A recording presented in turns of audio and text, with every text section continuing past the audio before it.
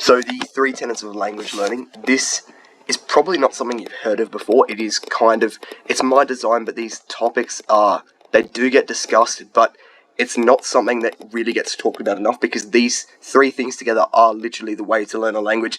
If you've ever tried, or you're trying, and you listen to advice from experts and it sounds like, oh, they've forgotten what it's like to be a beginner, they're giving me all this expert stuff, it's not really working for me. These three things are literally the highway to learning languages. I use them, they are excellent, and I will try and explain how they work in this video. So, the three tenets of language learning are to learn, consume, and produce. Now, those three words on their own are going to help you with absolutely nothing, so I need to explain them. But basically, the three tenets are the key to increasing knowledge of a language. So, to learn a language, you need to get the language into your brain. Doing these three things will help it go into your brain and stay there, basically. This is what I still do, and there's different ways to implement all these three things. But if you implement all of them, you will be the most successful language learner, basically. So, if you can do all three of these things, you can still kind of like half-ass language learning and do it without these three things, but doing these three things will help you learn at the fastest rate possible. And I know people say, oh, language learning is a slow process, there's nothing you can do about it. The first one's true, it is a slow process. The second one is definitely not true. There are things you can do about it, and that's what I'm going to try and help you with. And yeah, there's nothing wrong with being a beginner, but there's also nothing wrong with hitting the ground at a sprint, which is what I'm going to try and help you with here. So, three tenets: learn, consume, produce. Learn is the first one. I haven't put numbers next to them, but it doesn't really matter. So learn, teaching yourself tangible concepts. That is what learning is. So you might have heard of grammar, which is basically the rules of the language. Like we put in English, we put like we say, when I say I do something, you can't say do I something. Just things like that. You put certain words in certain orders, certain words do certain things. You put S on the end, basically when something becomes a plural, like dog goes to dogs. Just rules like that. And vocab is just words. So colours, numbers, food, animals, jobs, just groups of words. They're all vocab. You'll have to learn them all to speak the language, and a few other things as well. But basically, this is what learning is. You just need to understand these concepts. So you're taking these tangible concepts and you're making them known, and you're not forgetting them. So big parts of learning are taking notes, which means you need a notebook or something, practicing with flashcards, and testing yourself. So writing out your knowledge from memory, and checking how well you write things out, and also seeking explanations on topics from experts. So you're obviously going to have endless amount of questions. I'm going to keep putting the videos up to try and answer any questions I come across, or any questions I used to have. I kind of make these videos as if I was talking to myself when I started language learning, which is really effective. But yeah, you need to seek answers from experts, and do remember, some experts do have expert syndrome, where they forget what it was like to be a beginner, and their advice is completely useless because it works for other experts, not beginners. I'm going to do my best not to do that. I'm not an expert, but I'm certainly not a beginner, so I'm going to do my best to help you. But anyway, learning, it can be done from the internet, which is excellent. I've talked about that in a past video. So websites, PDFs you can download for free, textbooks, videos, all that stuff. Or you can do it through a teacher or any other medium where someone or something can basically teach you how to do stuff. And review is an important part of learning as well, and it's the final step to locking new topics into your brain. It's pretty hard to do something once and remember it, especially when it's a foreign language, which is it's a beast to learn. So it's going to take a while as far as that is concerned. You need to review things to make sure you don't forget them, and keep reviewing them. That's why you use the language. But yeah, that is learning. It is basically teaching yourself the concepts.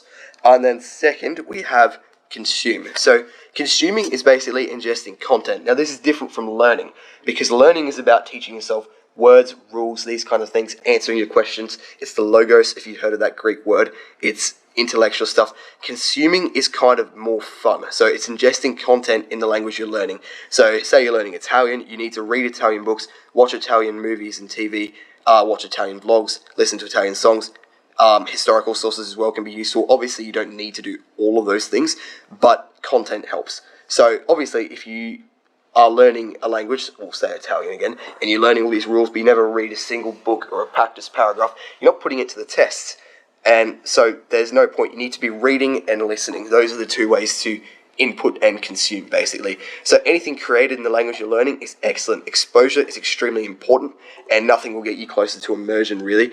Immersion is a word that basically means being surrounded by something. So with learning in general, immersion is the state of being surrounded by a foreign concept, and it's a powerful learning tool because the more you're surrounded by it, the more you begin to adapt those traits. So if you surround yourself with a language that you don't know, you're going to get better at it. That's how you learn English in the first place. Like, no one can teach you in a language you already speak because you just don't know anything. But you learn English from immersion alone. It might take 4 or 5 years, but you learn it from immersion alone. That is what you want to implement when you're learning a language. It is the best, one of the best things you can do, I promise you. So make sure, even if I know it's annoying, but make sure you are reading, all that kind of thing. It is extremely useful. That's consuming. And then finally, producing is the third thing. So producing is the opposite of consuming almost. It's like creating material in your language. This is extremely good for your brain because now that you know the rules and all that stuff and you've ingested a lot of content, producing is almost the final step, but you do them all simultaneously. So you're basically writing and speaking in that sense. So journaling, talking to someone, teaching someone or yourself, testing yourself. I know we had that on the last slide. They kind of fit in. Testing yourself kind of fits into both. Becoming schizophrenic, which basically means talking to yourself, having a conversation with yourself. I'll talk about that in a second, but it is useful. But basically, yeah, there's an unlimited number of ways to produce. When you start producing things in a language, writing things down and putting all that to the test, that is so good. It is probably the best of the three. Unfortunately, it doesn't work without the other two, so they're all kind of needed. But it is probably the best one because that's what you want to do in the end, isn't it? You want to be able to talk to people, have a conversation. So once you're actually expert enough to basically, you've seen the language, you understand it, now you can replicate it and produce the language yourself. That is the final form, and that is what makes you intelligent in that language. So as far as journaling goes, basically just freestyle journaling. I'm going to have a video up on journaling alone because I've talked about how it's really useful before and it deserves a video of its own. But journaling, yeah, just writing things down, writing how you feel that day, just that kind of thing. That's all you need. And yeah, the other ones are all pretty self-explanatory except for becoming schizophrenic. What I mean by that basically is just talking to yourself. So you can literally monologue about something. It's almost like freestyle journaling but out loud. And because a lot of people struggle with talking, this is really good. Don't do it around someone, as I've said before, who's going to be concerned about your mental health. This isn't like that. It's nothing nefarious. It's literally just talking, and it's really good practice. And yeah, producing is excellent. It relates to a concept called shuhari. I'll just talk about this quickly because this as well needs another video. It's very important. But it's basically a Japanese mastery philosophy about learning where you follow the rules, break the rules, and make the rules. And producing is kind of like the make the rules part because you're able to do your own thing kind of. So yeah, I'll have a video up on that, but I just thought that was interesting to mention. Overall, learn, consume, produce. There's just a thing of all the things you can do. I'm not going to go through it, but you can pause it and you run out of time. So, closing. The 3 tenets of language learning, they're held together by one thing. The pillars need to, I guess you can't really say the whole roof up because a roof doesn't hold pillars together. The roof is the language learning. That's what they hold up. The tenets hold them up and the floor holds up the pillars. So we'll say consistency is the floor. They're held together by consistency. So you will not make any progress without consistency. You can do all those 3 things, but if you stop, start, you're cheating yourself and you won't make any progress. So try and study every single day if you can. That's a lot. I know you're probably shocked, but 30 minutes is a good place to start. And if you try